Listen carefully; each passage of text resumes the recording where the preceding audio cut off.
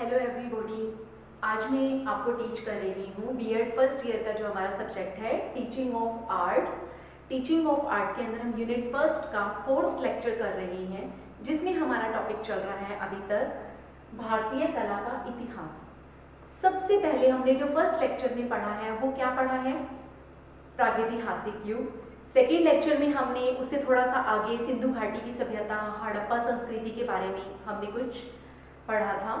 और उसके बाद नेक्स्ट लेक्चर के अंदर हमने पूर्व बुद्ध काल यहाँ तक हम अब तक पढ़ चुके हैं। और हम ये भी जानते हैं कि हमारी जो संस्कृति है या हमारा जो टाइम है वो आगे की तरफ किस तरह से कला के रूप में बढ़ रहा है और कौन कौन से समय पर किसी न किसी कारणवश हमारे बीच में क्या आती आई है, कोई रुकावट आई है जिसके कारण वो चीज़ एक बार भ्रंश हो जाती है या अपभ्रंश हो जाती है और उसके बाद उसका फिर से दोबारा निर्माण कार्य शुरू होता है।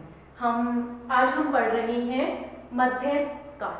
हमने जो पहले पढ़ा है पूर्व बुद्ध काल और बुद्ध काल जो हम पढ़ चुके हैं, उसके बाद का जो समय है वो कौन सा है? मध्य काल। मध्य काल के अंदर मध्य काल का कुछ हिस्सा हम पहले थोड़ा सा पढ़ चुके हैं, जो बुद्ध काल का हिस्सा भी था। जैसे कि अजंता एलोरा की गुफाएं हमने कल पढ़ी हैं, और वो जो अजंता एलोरा की हमने जो गुफाएं पढ़ी हैं उसके अंदर क्या था कि उसके अंदर कुछ हिस्सा या कुछ मंदिरों का जो आविष्कार था। जैसे कि अजंता के अंदर था वो तो सिर्फ बुद्ध धर्म से ही रिलेटेड था, लेकिन जब हमने एलोरा की गुफाओं के बारे में पढ़ा था तो वो उससे थोड़ी सी बाद की गुफाएं हैं जो मध्यकाल के अंदर आती हैं। तो आज हम इसको फिर से थोड़ा सा और आगे की तरफ हम बढ़ रहे हैं कि ये समय कब का है और हम इसके अंदर कहाँ तक आगे की ओर बढ़ रहे हैं और हमें इस तरीके से आगे चलना है। मध्यकाल कौन सा समय है? सबसे पहले हम इसके बारे में जानेंगे कि पूर्व बुद्ध काल का जो समय था उसके बाद का जो समय है वो है मध्यकाल।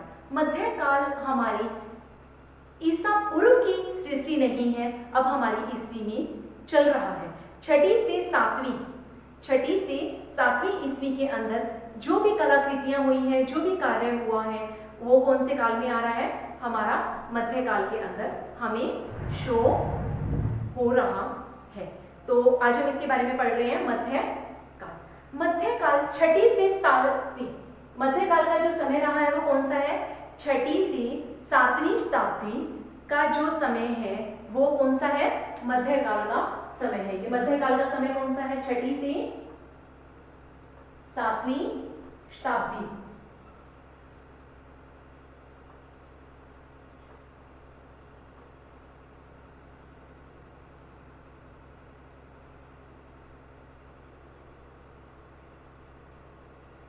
शताब्दी का जो समय है वो कौन सा है? छठी से सातवीं शताब्दी का जो समय है वो कौन सा है? मध्यकाल, जिसे हम क्या कहते हैं? मध्यकाल के अंदर कौन कौन सी चीजें बनी है? बहुत सारी चीजें बनी है छठी से सातवीं शताब्दी के अंदर। इस समय तक क्या था कि जो एलोरा का हमें दिखाया दे रहा है, अजंता की कला थी, वो किसी कारणवश से समाप्त हो चुकी थी।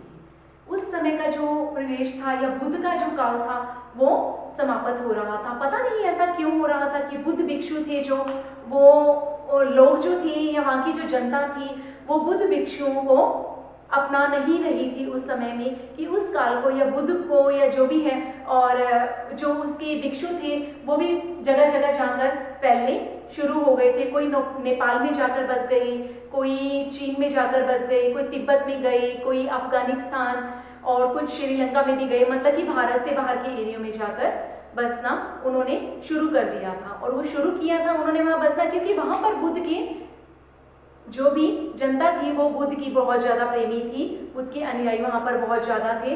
तो बुद्ध वो जो लोग थे जो बुद्ध के भिक्षु थे या जो चित्रकार थे या जो भी उनसे रिलेटेड काम किया करते थे या कुछ किया करते थे, क्योंकि जो चित्रकार होता है वो किसी एक चीज पर टिककर नहीं चलता। उसके लिए ये नहीं है कि मैंने बुद्ध की प्रतिमाएं बनाई है तो मैं धार्मिक संस्कृति की प्रतिमाएं नहीं बना सकता, और उसके लिए ऐसा भी नहीं है कि मैंने ये कार्य किया है तो मैं ये कार्य नहीं कर सकता। उसके लिए सभी कार्य एक जैसे हैं, तो उसके लिए काम करना, उसके लिए अपना काम ही सर्वश्रेष्ठ है, उसके लिए ये चीजें कोई मायना नहीं रखती कि आपने बुद्ध से रिलेटेड अगर चित्र बनाए हैं या काम किया है या कुछ भी किया है तो आप आगे जाकर कि धार्मिक संस्कृति के अंदर आते हुए आप मंदिरों के चित्र नहीं बना सकते या आप जनजीवन के चित्र नहीं बना सकते। कलाकार कला का भूखा होता है, ना कि किसी एक चीज के ऊपर टिककर चलने वाला नहीं होता। कलाकार जो है वो कहीं से भी उसे कला मिलती है, कहीं से भी उसे टेक्निक्स मिलती हैं सीखने की, कहीं से कुछ और भी चीज उसे मिलती है तो क्या करता है, उसे अपने अंदर समाने की कोशिश करता है। इसीलिए क्या हुआ, मध्यकाल के अंदर बुद्ध की चित्रकला कुछ चरम परिणति पर तो नहीं कह सकते कि एक थोड़े ही रूप में रह गई थी। इस समय में हमारे पास क्या था, एक धार्मिक धर्म, एक धार्मिक संस्कृति उत्पन्न हो चुकी थी जहां मंदिरों का निर्माण होना शुरू हो गया था। और मध्यकाल को हम दो भागों में भी बांटते हैं कि जो पहले का समय है मध्य भारत का उसे, और जो बाद का समय है उसे। मध्यकाल 6ठी से 7वीं शताब्दी के अंदर इसकी क्या हुई थी, शुरुआत हुई थी। ये नहीं कह सकते कि पूरा मध्यकाल ही हमारा 6ठी से 7वीं शताब्दी का है, नहीं, 6ठी से 7वीं शताब्दी के अंदर से इसकी शुरुआत हुई थी।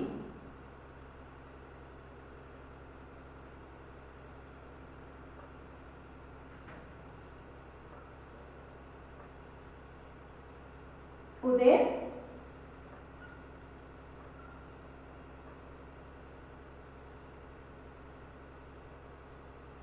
इसका उदय हुआ। इसके अंदर हम जो पढ़ रहे हैं पूर्व मध्यकाल और उत्तर मध्यकाल। मध्यकाल को दो भागों में बांटा गया है, पूर्व मध्यकाल और उत्तर मध्यकाल। पूर्व मध्यकाल में जो चीजें बनी हैं, उत्तर मध्यकाल में उसे आगे की ओर जो बनी है उसके बारे में हम आगे चलेंगे। पहले हम करें पूर्व मध्यकाल। पूर्व मध्यकाल का जो समय काल है वो है 600 से 1100 ईस्वी। कौन सा है, 600 से 1100 ईस्वी का जो समय है हमारा वो कौन सा है, पूर्व मध्यकाल। इस समय के अंदर एलोरा, एलिफेंटा, बाघ और बादामी, एलोरा, एलिफेंटा, बाघ और बादामी की जो गुफाएं हैं उसके अंदर जो कार्य किया गया है वो इस शताब्दी का दिखाई देता है। लेकिन बाघ की और बादामी की गुफाओं के अंदर हमें थोड़ा बहुत ये भी देखने को मिलता है कि उसमें कुछ कार्य क्या है, बौद्ध काल में किया गया है और उसके अंदर कुछ गुफाएं उसके अंदर जो है वो मध्यकाल की हैं। इसी तरीके से जब हमने एलोरा को कल पढ़ा था तो उसकी क्या था, 3 समूहों में एलोरा को बांटा गया था। 3 समूहों में से जो पहला समूह था वो कौन सा था, बुद्ध धर्म से रिलेटेड था, तो वो बुद्ध काल से रिलेटेड था जिसके अंदर 12 मंदिर बनाए गए थे। उसके बाद जो सेकेंड समूह था उसके अंदर था ब्राह्मण धर्म से रिलेटेड था जो इस काल के समय का माना जाता है, जिसके अंदर 17 मंदिर बनाए गए थे। और थोड़ा सा इसका पूर्व मध्यकाल के अंदर जो एलोरा की बाद की जो गुफाएं बनी है जो जैन धर्म से रिलेटेड है वो कहा जाता है कि वो उत्तर मध्यकाल की है।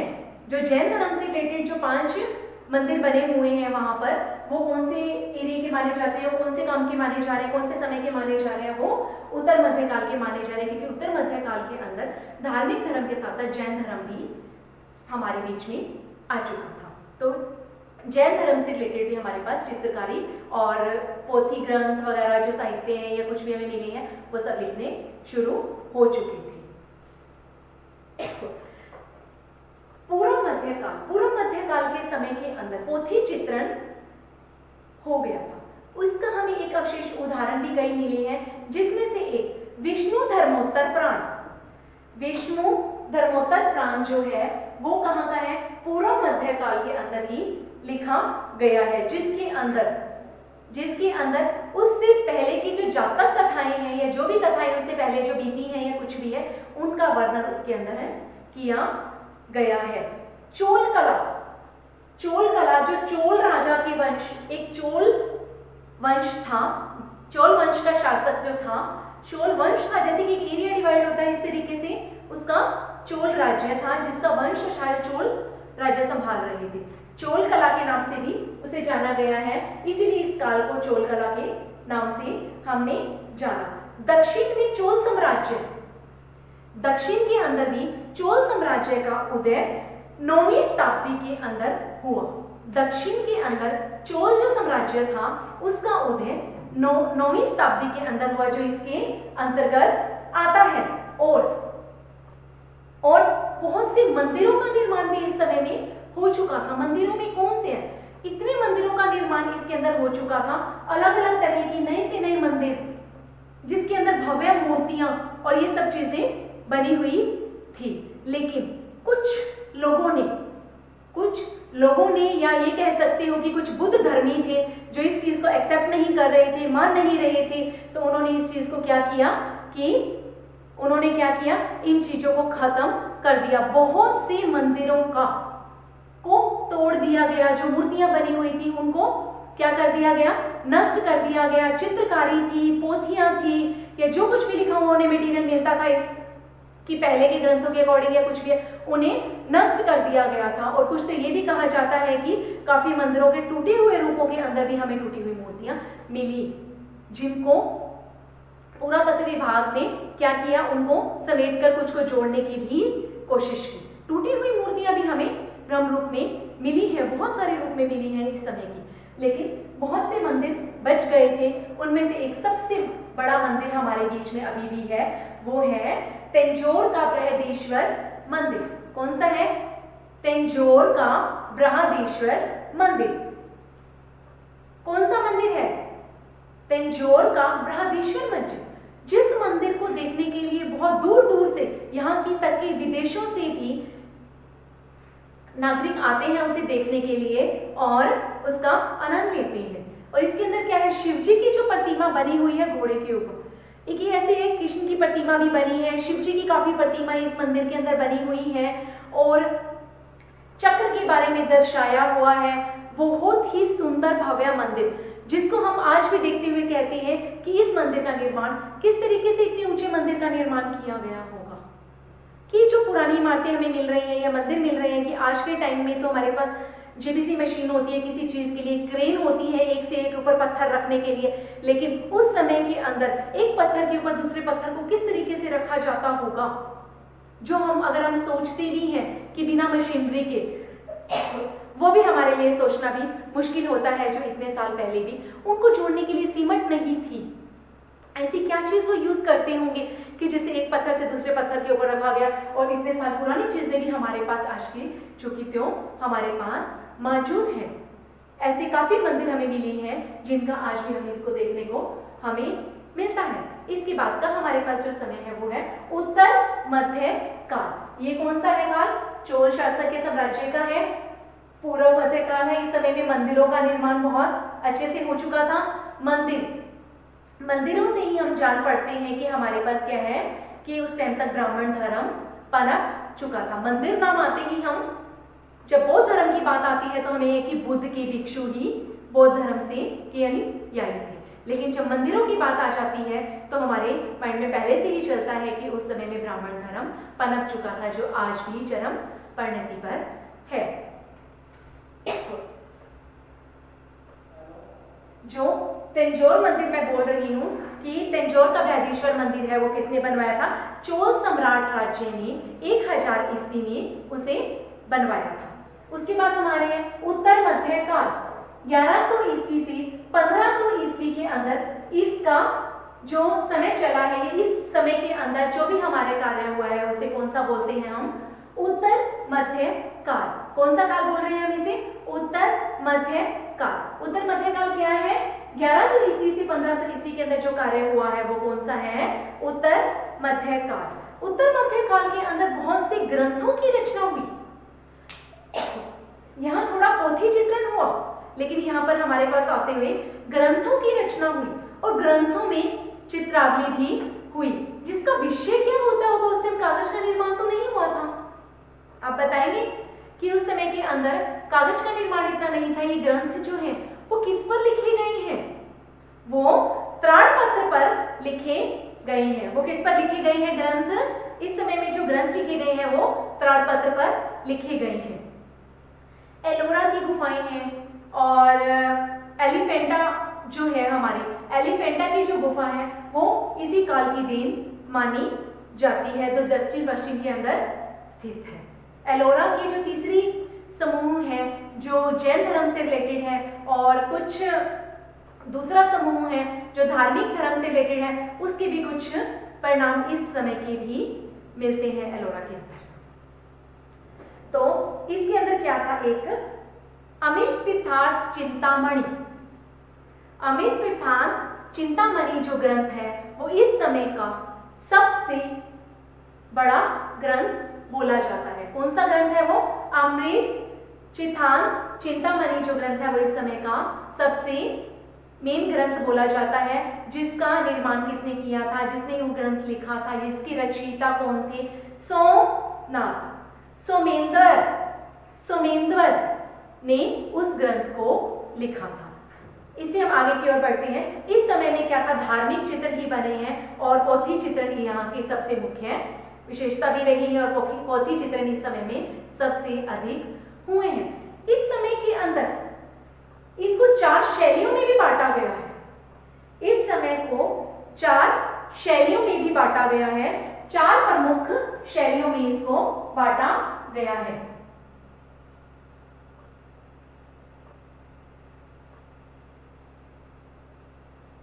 क्या बोला गया है?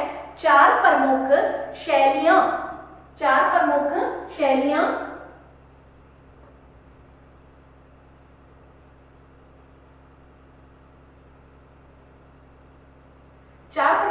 हैं इसकी इस समय की। वो कौन कौन सी है? कौन कौन सी है वो शैलियां? जिसमें से पहली शैली हमारी है वो है पाल शैली। इसमें से जो पहले नंबर पे हमारी शैली है वो है हमारी 4 प्रमुख शैलियों में इसको बांटा गया है, जिसमें से ये कौन कौन सी है? पहली है हमारी पाल शैली, जो कहा जाता है कि पाल शासन के अंदर ये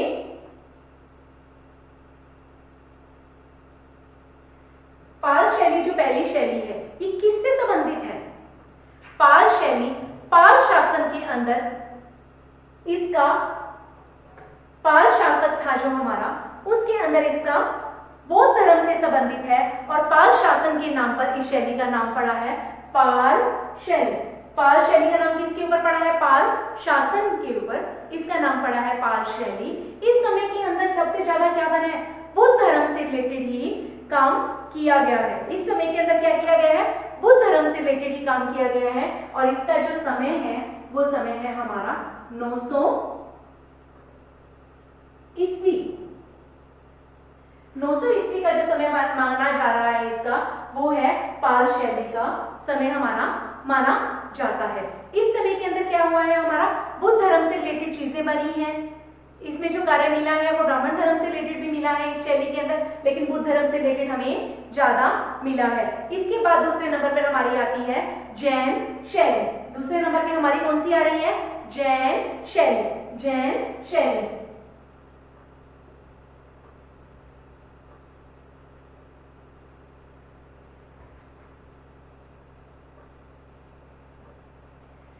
जैन शैली के नाम से ही पता चलता है कि इस समय में क्या था? इस समय में क्या था? जैन धर्म का आविष्कार हो चुका था और वहां पर हमें जो भी ग्रंथ पोथियां जो चीजें भी हमें मिली है वो जैन धर्म से रिलेटेड मिली है, जैन धर्म से रिलेटेड मिली है। और इसका जो समय माना जाता है वो कौन सा है? 700 ईस्वी का समय माना जाता है। मतलब क्या हो गया? 700 ईस्वी का जो समय माना जा रहा है वो कौन सा है? जैन शैली का माना जा रहा है। उत्तर मध्यकाल के अंदर क्या था? 4 प्रमुख शैलियां हैं जो विस्तृत हैं हमारे भारत के अंदर, जिसमें से पहली है पाल शैली, दूसरी है जैन शैली। जैन शैली का उधर 700 ईस्वी पूर्व में 700 ईस्वी में हो चुका है। इस समय में जैन से रिलेटेड, जैन धर्म से रिलेटेड ही हमें कुछ जो भी हमें चित्रकला है या जो भी हमें पेंटिंग्स है या कुछ भी हमें देखने को मिली है।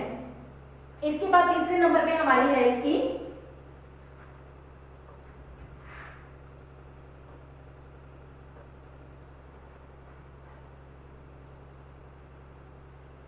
तीसरे नंबर पे हमारी है गुजरात शैली। तीसरे नंबर पे हमारी है गुजरात शैली।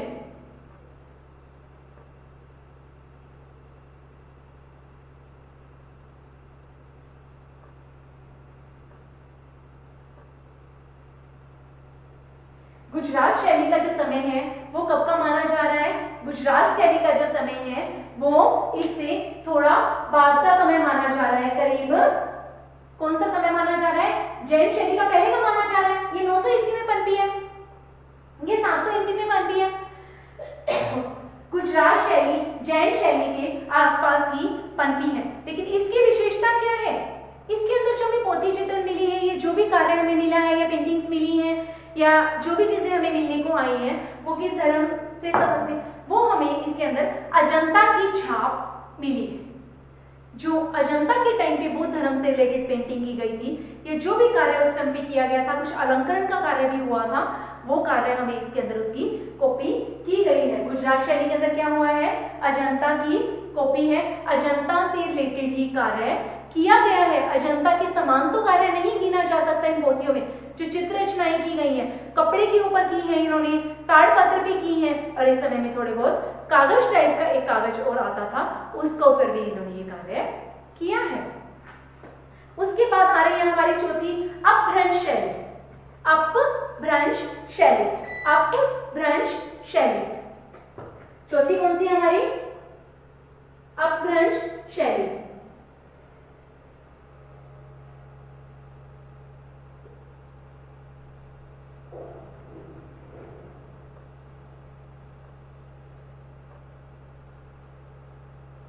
अपभ्रंश शैली, अपभ्रंश शैली के अंदर क्या हुआ है कि इसका नाम अपभ्रंश क्यों पड़ गया, पहले तो ये बताइए। अपभ्रंश शैली का नाम अपभ्रंश इसलिए पड़ गया, इसको पश्चिमी शैली के नाम से जाना जाता था। कुछ लोगों ने बोला कि इसे इस नाम से बुलाया जाए, कुछ ने बोला कि इसे अलग अलग नामों से बुलाया जाने लगा, लेकिन लास्ट में इसका जो नाम पड़ा वो अपभ्रंश इसलिए पड़ा कि इसके अंदर जो समानता मिली है, इस समय की जो हमें पेंटिंग्स मिली है वो एक एरिया के अंदर ना सीमित होकर दूसरी जगह पे हमें भी उस जैसा काम मिला था, और लेकिन इसके अंदर कुछ नया काम नहीं मिला था, नया नहीं मिला था, सभी का मिक्स सा थोड़ा काम मिला था। तो इस शैली का नाम क्या कर दिया गया? अपभ्रंश शैली रख दिया गया। अपभ्रंश शैली। इससे आज हमने पढ़ा है मध्यकाल।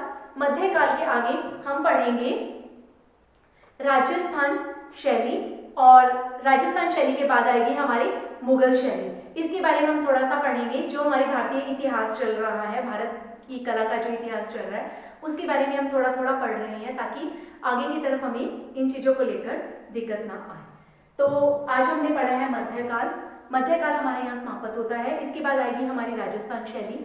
राजस्थान शैली के बारे में हम कल पढ़ेंगे और थोड़ा विस्तार से पढ़ेंगे उसके बारे में। तो आज के लिए इतना काफी है। Have a nice day.